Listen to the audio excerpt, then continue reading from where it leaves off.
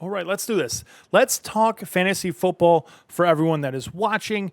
Is going to be clicking on this video. We appreciate the love, we really do. But let's talk fantasy football. Oh, hey, by the way, Kaz Nation, we're back. David Kaz07 here, back with some content, doing something different than we were doing in the past. We are learning and decided we're going with a passion of mine, fantasy football. I am in several leagues. We have a camera down here, camera up here, so you might see me go back and forth. So depending which action you have, you might get some fun. You might get some more hand movements down here, some hand movements up here. Who knows? We're going to have fun with this. We are. By the way, I am looking at stats on my screen here. I don't write anything down. This is the modern age, so you won't see any pads of paper. I'm going to try to keep it as clean as possible because that's what I want to do. If you do like it, go ahead and click the bell. Notification bell, subscribe. We are on Facebook, we are on YouTube, Twitter, Instagram. See the information below. We might not do Instagram anymore. We haven't decided, but let's hop into this because we want to make this short, sweet, and to the point. Week 1 sucks.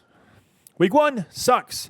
If you're a week 1 fantasy lover, get out of my league. I don't want you in my league. I don't want you. I don't like the chaos. There's too much, way too much chaos happening because I'm sore. I am Matt Ryan.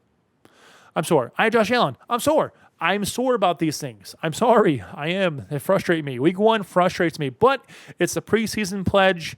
No one cares about preseason. Week 1, you shouldn't care about week 1 unless you're a team that was trash and played really well. Still wouldn't care. I still don't care. Sorry. Week 1.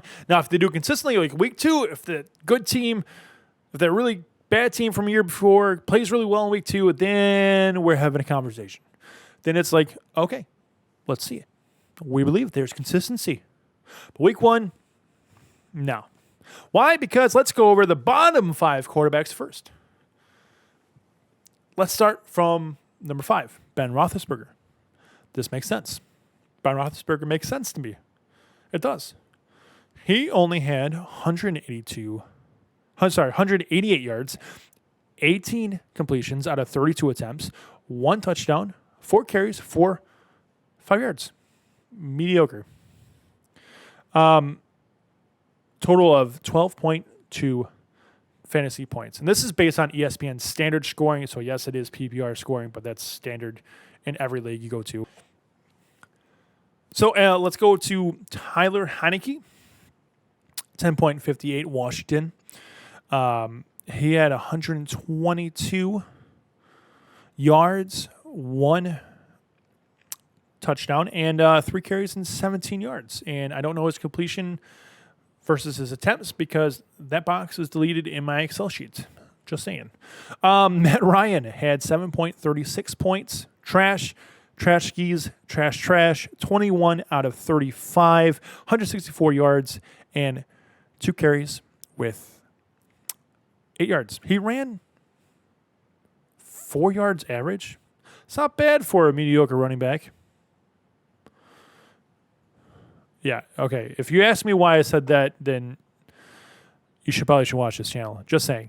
Andy Dalton, 5.54 Chicago, and that's 27 out of 38, 27 passing attempts. He's the highest completions, highest passing attempts on the bottom 5, 206 yards, 1 interception, 2 carries for 13 yards, and 1 fumble. He has the highest attempts, highest yards, and Andy Dalton. He's not a fantasy quarterback. He's not even a quarterback. He shouldn't even be playing. Justin Fields did not make my bottom 5 list for one giant reason. He only played 4 snaps. Had 2 completions, 2 attempts. Ran once or twice, but has a touchdown. He has more fantasy points than Andy Dalton and had 2 attempts. Dalton at 38. Why is he starting? Who knows? Aaron Rodgers. This is what I want to talk about today. Aaron Rodgers. I think I'm going to stop here with the bottom 5 because I want to do a little clip here for today because overreactions happen. Aaron Rodgers, 1.32 points. Sad. It is extremely sad to see someone of his talent drop so low for week 1. It's week 1, people. He played New Orleans. They're supposed to have one of the best secondaries. I understand he looked frustrated. He didn't look like he played well. He looked out of sync. He looked a lot of things. But I promise you, week 2, 3, 4, all the way through to week 17, Aaron Rodgers will be playing a hell of a lot better. He is a top 5 fantasy quarterback regardless of what happened last week. He's playing Detroit. He's going to throw up 330 yards and 5 touchdowns. At least. He might even run for a touchdown. He might just be like, I'm going to Patrick Mahomes. I'm going to walk in to this touchdown. It's like if you look at the top 5 for quarterbacks, you look at Murray, Mahomes, Winston, Goff, and Hurts. Why is Goff in there? Goff's on Detroit. They suck, and we're about to see him. We're about to see it. Goff might actually be good fantasy-wise because he's going to have to come back on every single game because Detroit sucks. So you might even see Goff be the top 5. I might take back my opinion because then I think about it. Detroit is awful. Detroit sucks. Detroit is the worst defense probably this year. I'm sorry. Atlanta, yeah, who knows?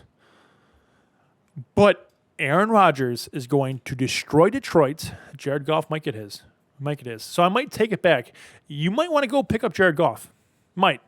Because now I'm thinking about it, they're going to need to fight back on every single game they play. They're going to need to throw the ball. And he is a captain checkdown, though. He is a captain checkdown, and I'm not a fan of captain checkdowns. No one is a fan of captain checkdowns. However, Tom Brady is the king of captain checkdown, and he has 7 Super Bowl rings. So, you tell me. Look, overreactions happen. Buffalo Bills fans, Bills are fine. Green Bay fans, Green Bay's fine. Fantasy-wise, fine. I mean, I probably wouldn't look at starting a Green Bay receiver. I'd probably try to find an alternative if you can. Not week 2. Not week 2. I would wait. See who he has consistency with. See who he gels with. Week 2, they're going to blow up. It's going to happen. Detroit, pick up those running backs. Pick them up. Overreaction, San Francisco. Mostert, Mitchell. Mitchell is an overreaction. It is. More and more I think about it every single day because I have Mostert in my keeper league. He is one of my keepers. He's one of my 3 fantasy football keepers. I am so upset. 2 points. He went down. So upsetting. So upsetting because I want to talk about it so bad because it's so aggravating. The rest of this is going to be free form for about another minute here, and then we're going to close it down. But San Francisco's running back situation, if I'm looking to see who I'm going to start, I'm probably going to start Mitchell. You're right. But it's going to be a committee, back by committee, because that's what they did last time Mostert was out. They couldn't find a replacement, so they're just like, you're going to start. Now you're going to start next game. You're going to start next game. You're going to have more attempts than he is. That's just the way it's going to go. So Mitchell's going to get his for a game, maybe 2, maybe 3. But he's not going to replace Mostert because they're too far into Mostert, and they want to try his other play. They have other running backs that they want to put ahead of Mitchell. They're going to. They do like Mitchell. There's a lot of things coming out of San Francisco saying they do like Mitchell. So I might be wrong, but I definitely think Mitchell picking him up might be a letdown. So if you're spending money, don't spend too much money on him. If you're in a FOB league like I am, I'm only going to spend like $45, maybe 50. If it's a 500, if it's 1,000, double it. But you're not looking at doing much. Getting him on your team might work out for you. It might. I don't think it will. Personally, I don't think it will. Jalen Hurts, I would pick him up. If you have the opportunity to pick him up, I don't think most people haven't picked up in most ESPN leagues, probably now since it's Wednesday morning. Pick him up. He looks good. He looks great. He has some legs. He's got some accuracy. He's got really good tendencies. And it's his 4th game. 4th game, 2nd year. He looks good. So we're only going to do top 5 quarterbacks and bottom 5, which what you see here, Aaron Rodgers is going to be fine.